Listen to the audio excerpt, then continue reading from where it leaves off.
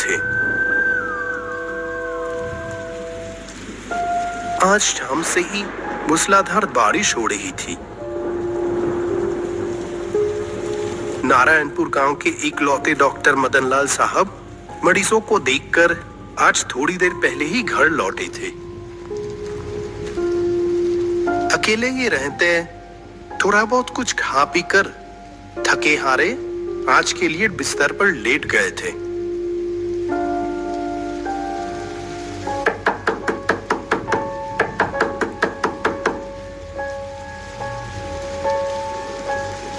इतनी रात को कौन आया है?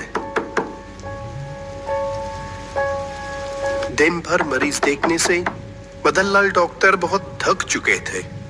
मन ही मन बहुत परेशान हो गए जैसे वो। दिन भर डॉक्टरी करने के बाद इतनी रात फिर घर भी चले आते हैं ये लोग। डॉक्टर हूं तो जैसे दिन में कुछ घंटे सोने का भी अधिकार नहीं। उधर दरवाजे पर धक्के की आवाज बढ़ती ही जा रही थी। कौन? रुको, आ रहा हूं। नींद में उठकर दरवाजा खोल दिया डॉक्टर ने। दरवाजे की बाहर गांव के ही एक आदमी खड़ा था। तुम रमेश हो ना? इतनी रात को तुम अभी यहाँ क्या कर रहे हो? डॉक्टर साहब, क्या मैं पागल हो गया हूं डॉक्टर साहब? बिल्कुल पागल। दया कीजिए, बताइए मुझे। जवाब देने से पहले डॉक्टर ने रमेश की तरफ देखा। थकावट लेकिन रोमांच से भरा चेहरा, बारिश में भीगकर बिखरे बाल। क्या हुआ? बहुत डरे हुए लग रहे हो। जो भी हो, शांत हो जाओ, अंदर आकर बैठो।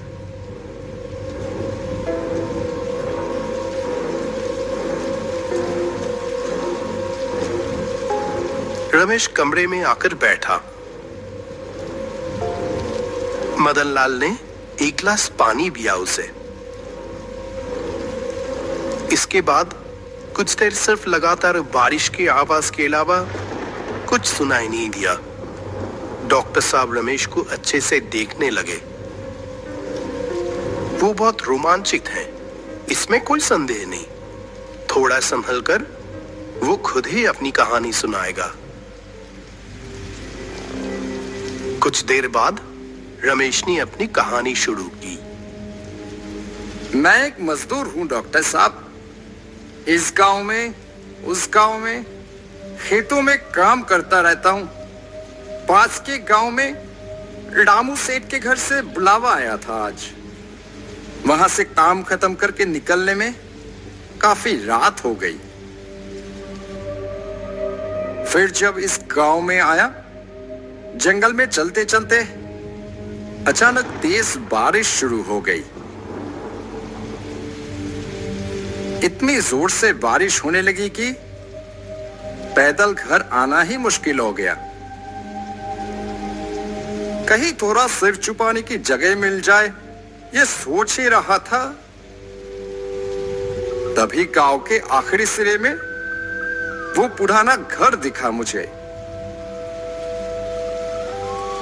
लेकिन हैरानी की बात क्या है जानते हैं डॉक्टर?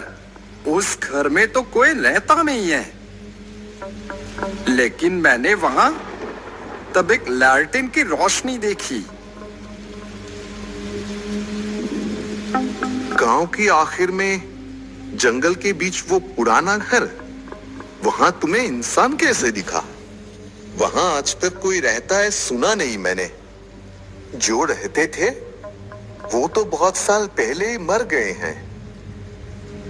वही तो डॉक्टर साहब, देखकर पहले तो बहुत हैरानी हुई, लेकिन तब बारिश में ज्यादा सोच विचार ना करके उस घर की ओर चला गया।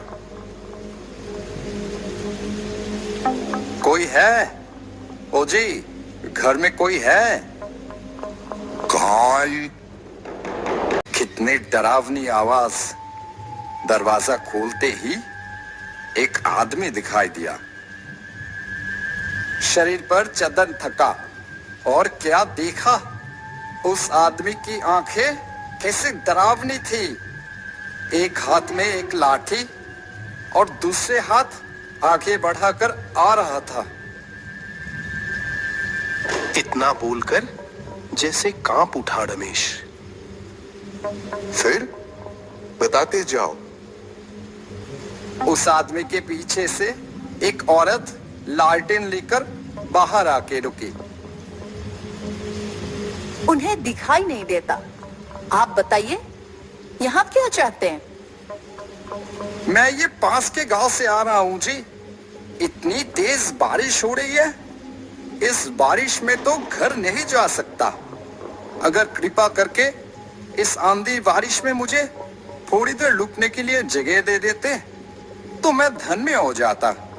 ये बारिश थोड़ी रुकते ही मैं चला जाऊंगा यहाँ से। वो अंधा आदमी दरवाजा रोककर खड़ा था। औरत ने बोली,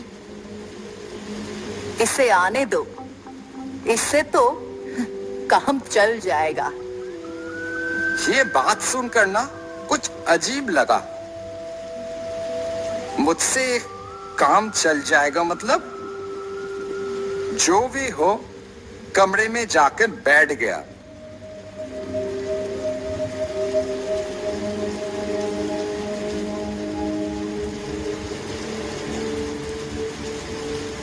आप बैठिए, मैं आपके लिए कुछ खाना लेके आती हूँ। नहीं नहीं, वो सब कुछ नहीं चाहिए मुझे। कृपया करके आप थोड़ी देर रहने दिया, यही बहुत है, और कुछ नहीं चाहिए। वो बोल के क्या होगा? बारिश रात की मेहमान है, आप ऐसे ही जाने दे सकते हैं क्या? लालटेन मेरे पास रखकर वो दोनों बगल वाले कमरे में अंधेरे में कहीं चले गए। मैं अकेला बैठा रहा। बैठे बैठे जैसे आंख लग गई थी थोड़ी। आंख खोलते ही देखा, बगल के दीवार में एक छोटी खिड़की जैसी है। उसके उस पार पास वाला कमरा। उस खिड़की से रोशनी आ रही थी पास वाले कमरे से। सोचा वो औरत शायद खाना बना रही है। लेकिन उसके साथ साथ कैसी एक धुंधली सी लगातार मंत्र पढ़ने की जैसी आवाज आ रही थी। मैं वैसे डरपोक नहीं हूं डॉक्टर, लेकिन फिर भी कैसी एक अशुभ सी महसूस होने लगी मुझे। मेरे मन में बुरे ख्याल आने लगा। बार बार लगने लगा शायद यहां आके मैंने ठीक नहीं किया। और उधर लगातार मंत्र पढ़ने जैसी आवाज बढ़ती ही जा रही थी। मेरा मन हुआ कि जाकर देखता हूं क्या हो रहा है उधर। ये सोचकर खिड़की से झांककर देखा पास वाले कमरे में। कितना भयानक दृश्य था डॉक्टर साहब।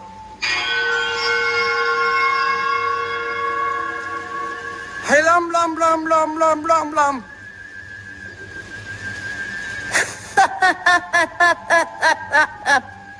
क्या रे, क्या देख रहा है? खाएगा? खाना खाएगा?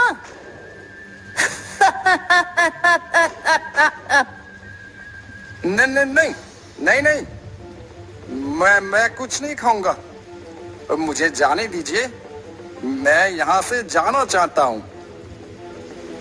जाएगा? कहाँ जाएगा? यहाँ से कोई कहीं नहीं जा सकता। तू भी नहीं जाएगा।